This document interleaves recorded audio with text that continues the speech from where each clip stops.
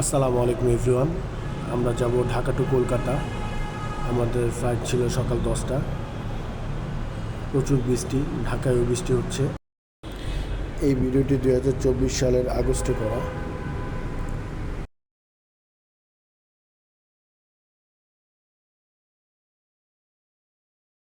আলহামদুলিল্লাহ, আমরা এখন কলকাতার উদ্দেশ্যে রওনা দেব।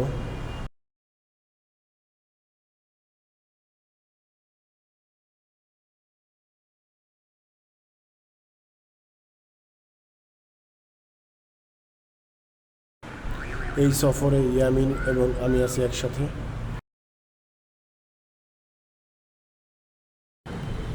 আমরা প্রায় 35,000 ফুট উচ্চতায় আছি। মেঘের সাথে আমরা ভাসছি।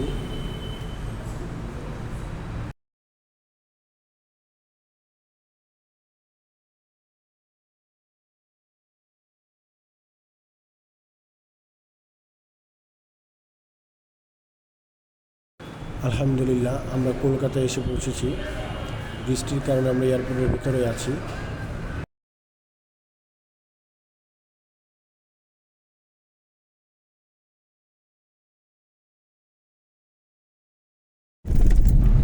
এয়ারপোর্ট থেকে বের হয়ে দেখলাম ইন্ডিয়ান ফ্ল্যাগ। আমরা এখন এয়ারপোর্ট থেকে ট্যাক্সি নিয়েছি। আমরা যাব আমাদের হোটেলে।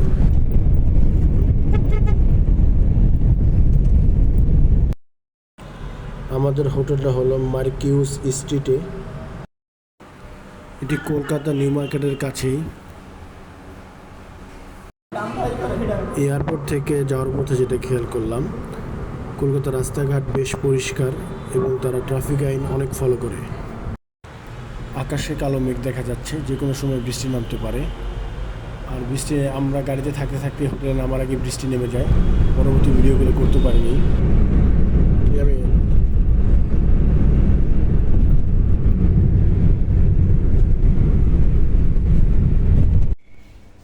दादा, हम लोग अब कहाँ जाएंगे? अरसलम जकरिया स्टेट। वो जाकर हम लोग क्या करेंगे? दोपहर का लंच करेंगे। ओके दादा, चलिए।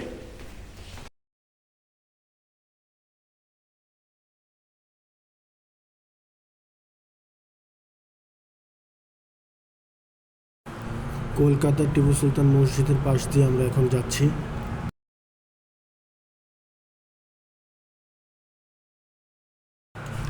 আমরা হোটেলে এসে ফ্রেশ হয়ে বেরিয়ে যাচ্ছি লাঞ্চের উদ্দেশ্যে।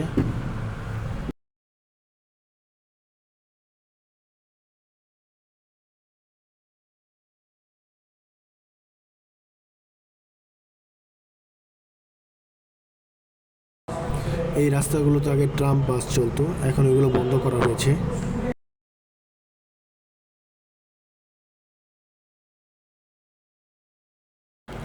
সম্মানিত ভিউয়ার্স, আমরা এখন আছি জাকারিয়া স্টেট এবং রবীন্দ্র সরণির সংগ্রহস্থলে প্রধান মসজিদ নাখোর্দা মসজিদের সামনে। মহানগরের সব থেকে বড় মসজিদ বলে একে অনেকে বড়ি মসজিদ নামেও ডাকে। এই মসজিদকে ঘিরে আছে অনেক ইতিহাস। প্রত্যেক জুমাবারে প্রচুর মুসল্লির সমাগমন হয় এখানে। প্রায় 10 থেকে 15,000 মানুষ একসাথে নামাজ আদায় করে। রমজান মাস এলে এই মসজিদের সাজ হয় দেখার মতো। মহরমের সময় জমকালো তাজিয়া বের হয়। লাঠি খেলা আর অস্ত্র খেলা দেখতে ভিড় জমায় প্রচুর মানুষ।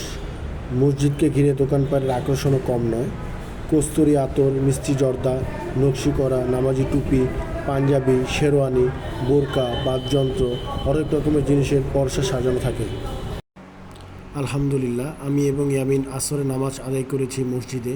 মসজিদের ভিত্তি স্থাপিত হয়েছিল 1926 সালের 11 সেপ্টেম্বর, আর 1942 সালের নাখোর্দা মসজিদ বানানোর কাজ শেষ হয়।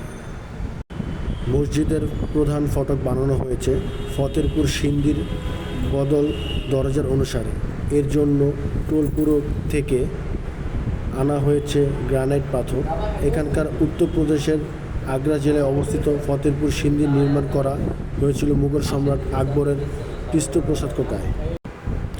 আগে এখানে একটি ছোট মসজিদ ছিল।